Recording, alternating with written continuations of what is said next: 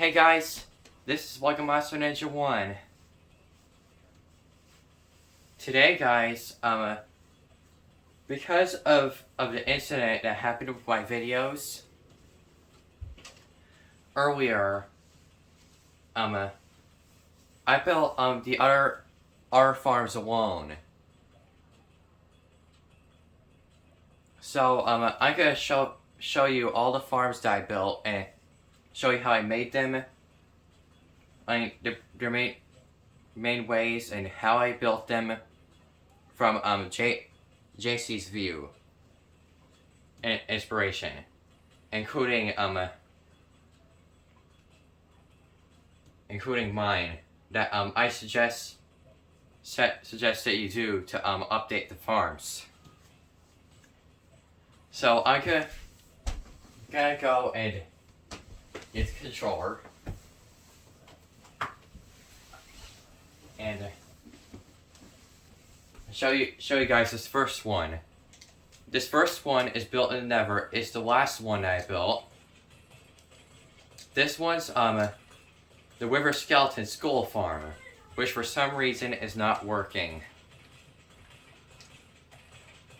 There's a trident killer here, just like you would normally see.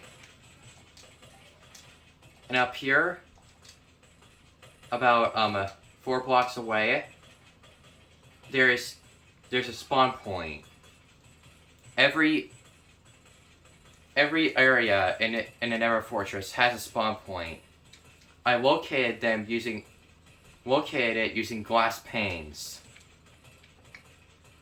I know it may sound tedious to put glass panes all around this area, about 35 blocks, like he says, but he says it'll be worth it because it gives you a ton of loot. So I did, but for some reason, this farm has a problem. The mobs are not spawning. And I'm not sure what I should do to fix this problem. And I cannot use the same scaffolding in water system, because water cannot be in the Nether. It'll just turn to steam once placed. But you can't carry it with you in the Nether. Minecraft logic. And these are the other 2 spawn points I found for the mobs. And over here, guys, is my Blaze farm. It's a spawner Blaze farm. How this farm works is actually really simple. About as simple as the other one. How this one works is that there's a trident killer below, as usual. Like the pistons and pressure plates just did right now. How this farm works is that the blazes go, when they spawn, they land in one of these pressure plates, at least one, and get pushed by the pistons into the center. They keep getting pushed until they get to the center to get killed by a trident killer, which is not on for some reason, so I'm gonna go turn it on.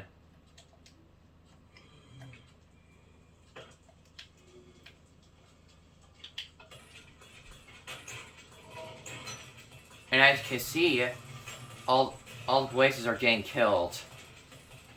And down here is where my collection system is, which has a hopper and a hopper minecart, and it collects all the loot.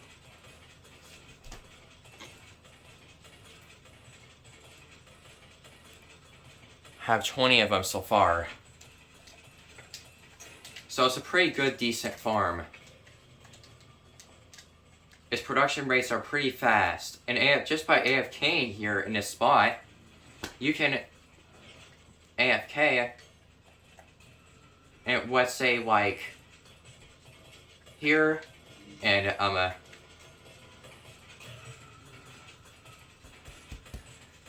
a lot of blazes will spawn and get killed by a trident killer And you'll get a lot of XP by standing there. Just like with the other farms. Now I'm just gonna head back. Now that I showed you Nether farms. And I'm going to show you the end Endermite farm. Which is in the end. Oh yeah, I forgot. I have gold armor and tools smelter to gold nuggets here. In case I want to fight any mobs. And there's my Nether base with the respawn anchor. And this is the loot that I get from the mobs. It's an interesting system that I have for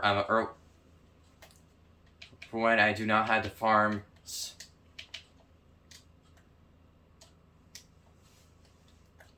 Sometimes you just get that feeling to fight the mobs and actually not just instantly kill them. You know what I mean? Pretty sure this is a spot where I went through and...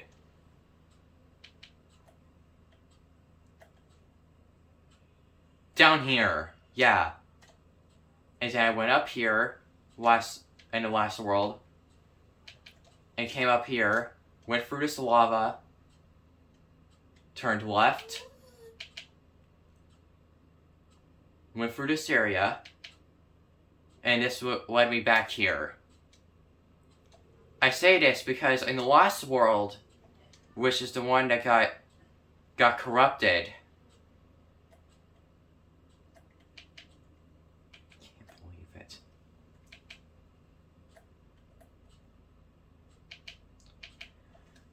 It's the world that got corrupted by a thunderstorm power outage. Of course, the power did come back on almost instantly, but because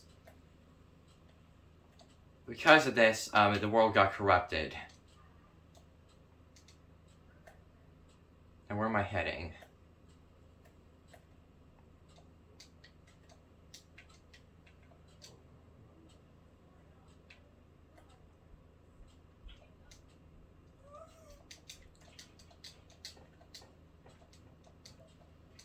Where am I supposed to go?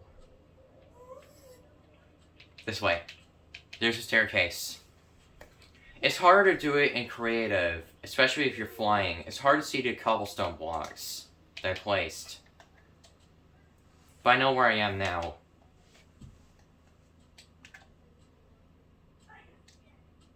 There's the line of cobblestone blocks that leads to the Nether portal. We're getting out of here.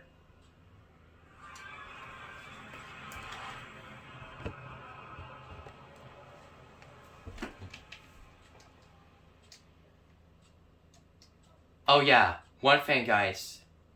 Of all the things, I forgot the Cobblestone Farm. In both the Mushroom Fields area and here, I had the Cobblestone Farm.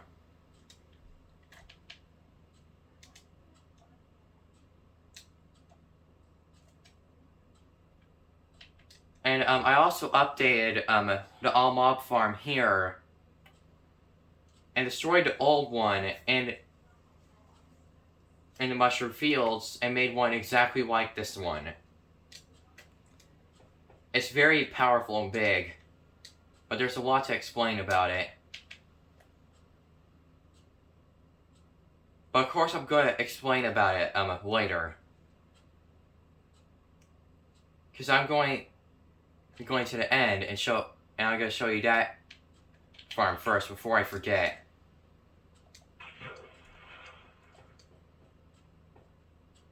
Oh yeah, that reminds me of something. Guys, whenever I put water instead of lava in here to block it off in the end portal, guess what happened? Give me a few seconds. The game crashed, leaving an error message saying an unknown error has occurred. It was weird. But that, did not corrupt the world, surprisingly. And, it didn't do anything else. The only thing is that, I was able to go back on and, just make that, to not do that again.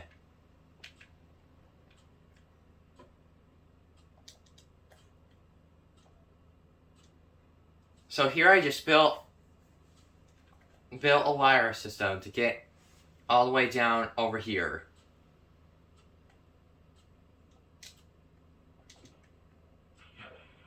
And I put water here so we can land safely back here whenever we're going here. Place a glass block there to prevent mob spawns. But for this leaf area right here is where we're gonna see the Enderman XP farm, ladies and gentlemen. And it's incredibly powerful.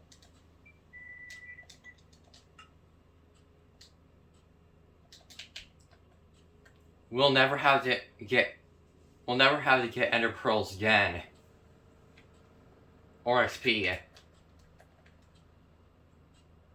Now we just have to stand here to AFK and just wait. And for the Ender Pearls to be thrown away, all we had to do is flick this lever. And there's, in case we do not see it, there's a lava pit and a dropper here with observers and everything. And under those slabs are hoppers going towards the dropper. I do have to get a slab now that I did that. And I'll show you guys in a second what this is about. So I have sticky piston here. All I had to do is just flick this lever, and the piston extends with this observer. And it goes to the other observer facing into each other, looking at them in the eyes. In that position. And by pushing it like that, the observer goes that way. And starts communicating with the other observer, and the dropper drops all the Ender Pearls that come out.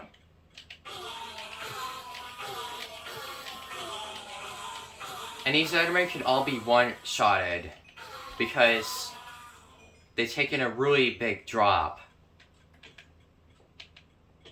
Their fall damage is ridiculous of what they took. This is Shulkercraft's Enderman XP farm, not JC's. And it still works almost exactly the same. How this farm works is that I built up these platforms with rings 1 block away from each other till Y level 44. So that's Y level 1 to 44.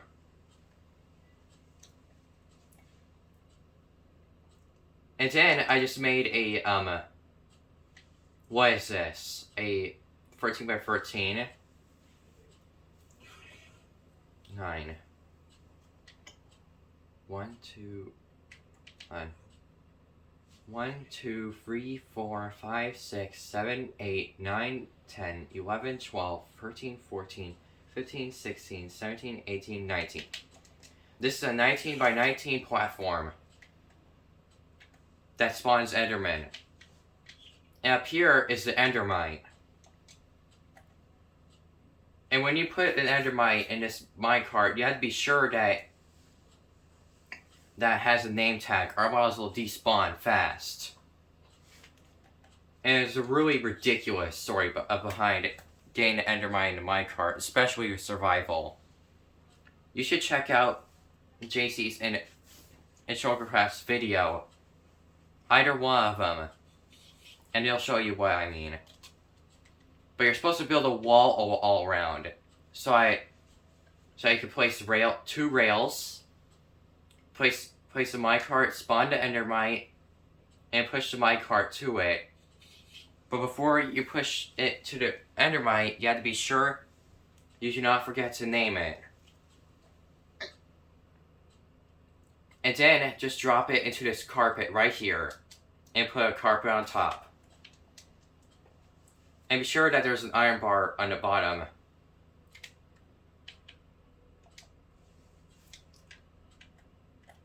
And there's trapdoors here to convince the Enderman even more to go down this hole. But that's basically how this farm works. It's very simple.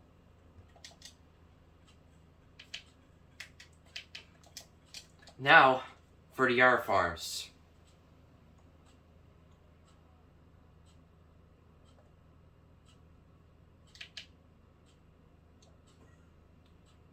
May have to do part 2 about this at this point. That's the area we came in. So this is a centered portal. There's Dragon Egg and XP for when I defeated the Ender Dragon here.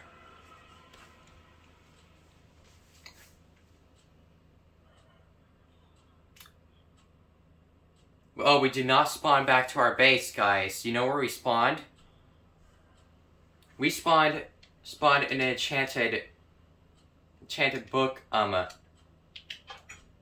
trading hall.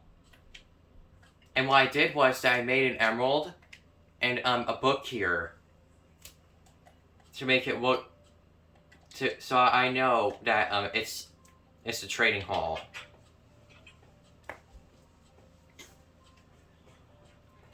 Pretty cool, huh? And there's like every single enchantment except for soul speed and the curses in here that are worth getting. Death Stride free, loyalty free, efficiency V, impaling V, frostwalker, blast protection, fortune free, quick charge, punch, lucky to see, piercing. You can't get soul speed. Nope. And over here are just curses. Bandit arthropods, feather falling IV, smite, fire aspect, lure, thorns, fire protection, knockback, unbreaking free, projectile protection IV, sharpness V, protection IV, wounding free, power V, riptide free, multi-shot, infinity, and flame. These are all the good enchantments in the game, in my opinion, that are actually worth having. But there's a thing about this, guys.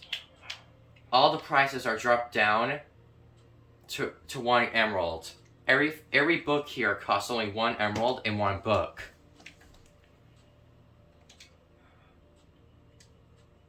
The reason why is because they've been zombified multiple times.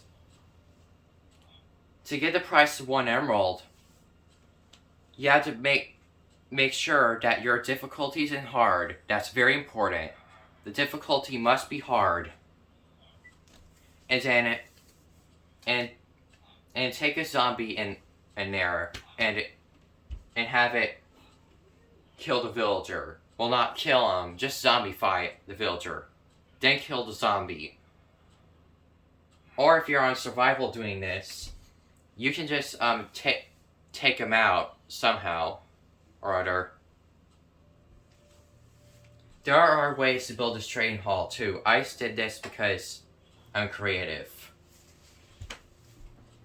And survival will easily be able to access the villagers without falling in or anything. So the point is that you have to zombify the villager when the price is not 1. But just be careful not to kill the villager. As long as you work with your hitboxes, you'll be okay.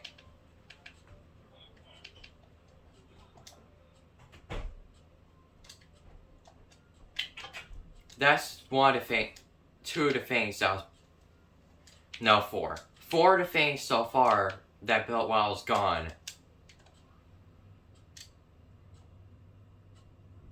This farm that next I'm going to show you is far away.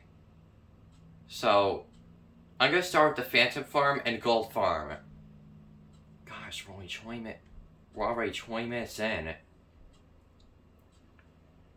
This is a 15 by 15 Nether portal. And if you're asking why it's here, it's because this is for the Gold Farm. And I have this lava bucket here because of the trap doors.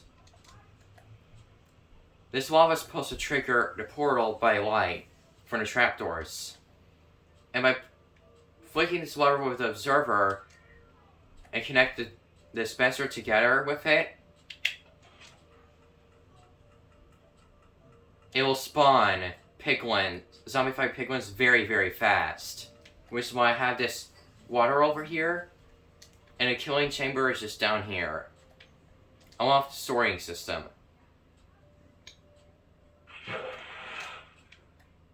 And I place oak fences here to keep water from getting in. And over here is the collection system, sorting system with all the loot. And this dropper right here is dropping all the golden swords in so that they can be smelted.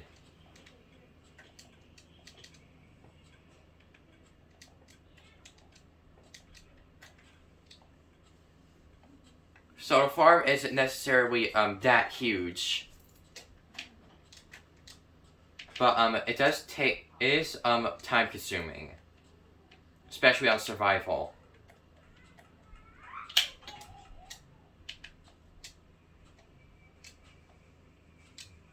And over here, guys, is our Phantom Farm. The Phantom Farm is even more simple. I have no idea how JC does it. Spawn the Phantoms by using magma block platforms or whatever.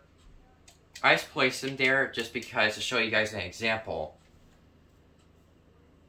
Let me know in the comments if you know how the two farms so far that I don't know work, how they work. But this is a phantom trap. How it's set up is actually really smart. To level 75, you have to build up and create a 9x9 not 9x9, 3x3 platform, which torches over here to keep mobs from spawning below, and cobblestone walls, and about how much is that? 3 blocks away, add a glass platform here, and a 3x3 glass platform here. This is important so that the phantoms, when they swoop in and you knock them away, they come in there and get trapped so that they can get killed. And you don't have to worry about you getting hurt at that point, because you'll be stuck there in that position. How cool is that?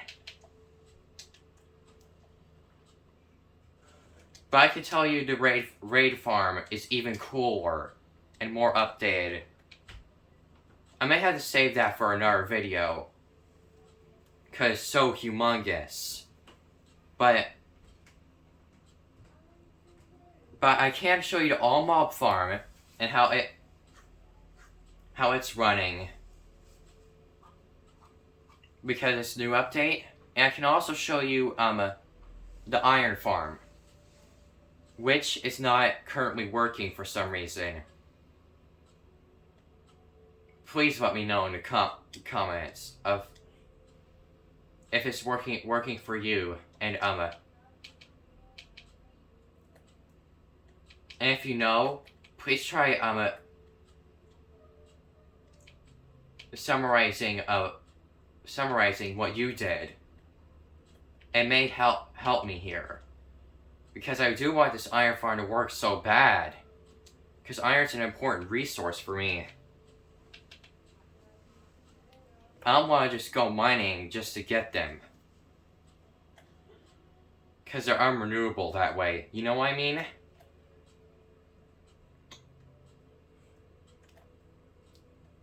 But this is the iron farm. How JC did it is that he put 5 villagers in each of these capsules. This were made into capsules like that. Walls all around.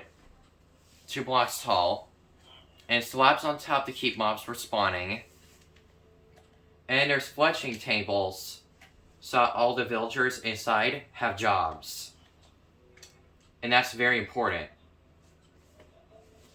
I placed slabs on top of the beds, so I no mobs will spawn there. And the beds, once the villagers are linked to the beds and the workstations, they should be spawning iron golems. The only mobs that are spawning right now is cats. And the collection system is simply down here.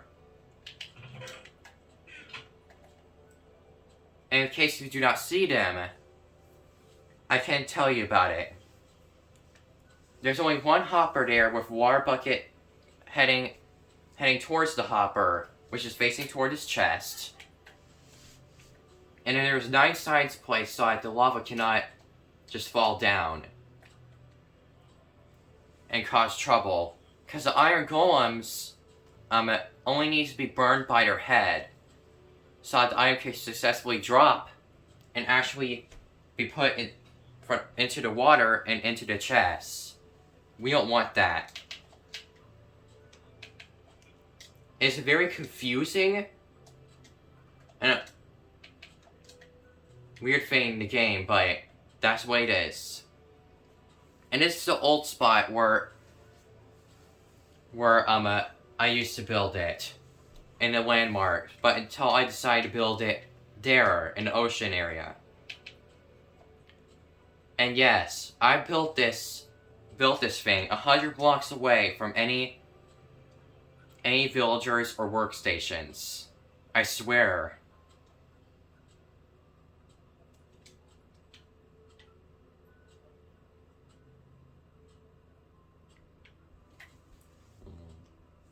Oh, and beds. Forgot to mention beds.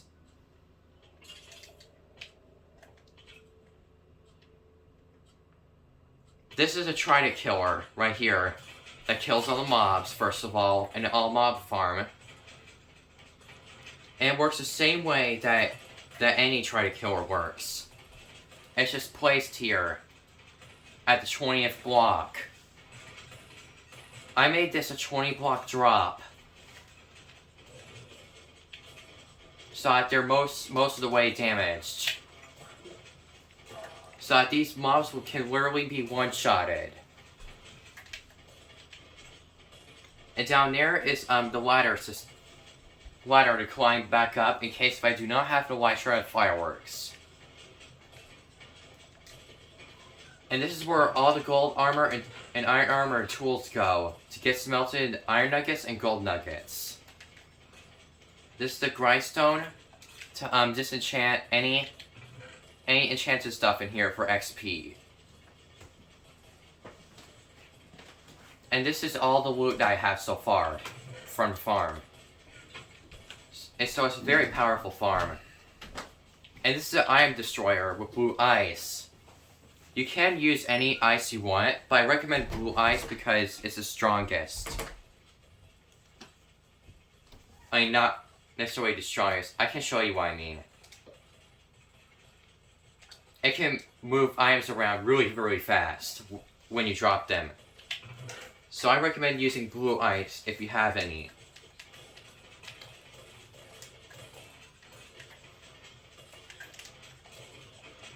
So that's how the collection system works.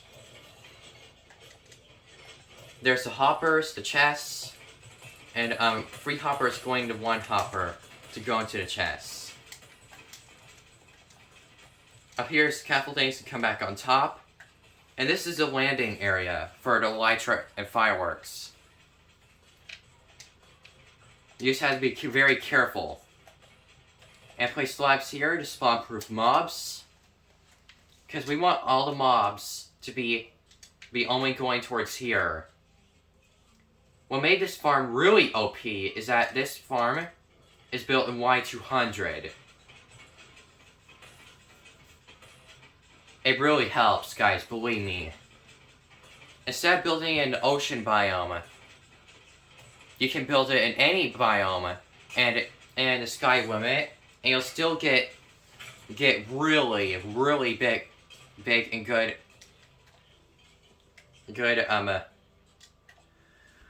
production rates. And I have 1, 2, 3, 4, 5 layers of this, which is why the farm is so good. And how this farm works is that mobs spawn on top of the scaffoldings, like some of you may have seen in the raid farm in JC's video, where I updated the raid farm that I'm going to show you in the next video, guys.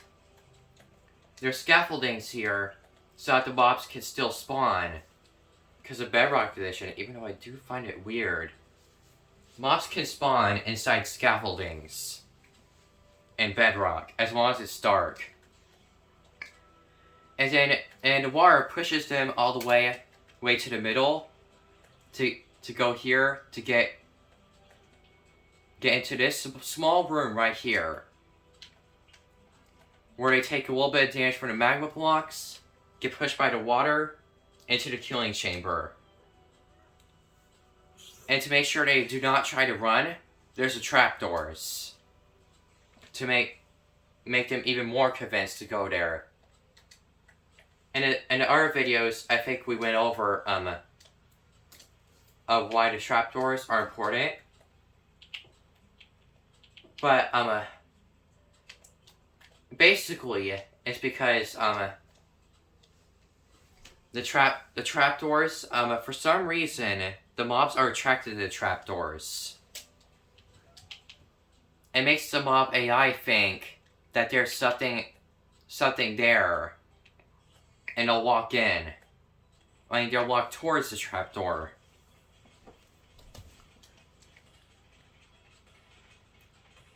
But that's pretty much how the farm works. And in case if you guys didn't see, there are dead coral fans there on the sides. In case of any baby zombies that are 1 block tall spawn. They will they'll eventually come over and to the dead coral fans and just fall in it and get to the area. So this farm is very efficient and very powerful. And now over there is my old one, which I built in a different way. I built it using trapdoors and water. That's it. JC's version is better.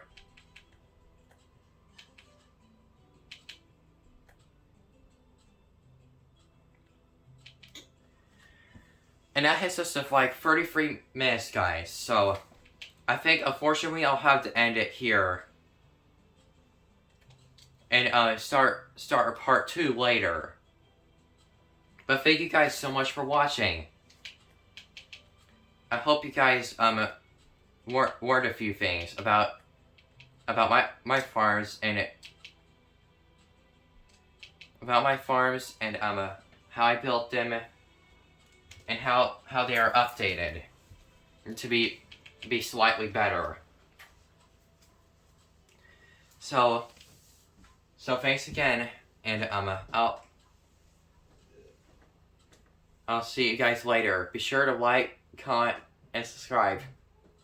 Bye.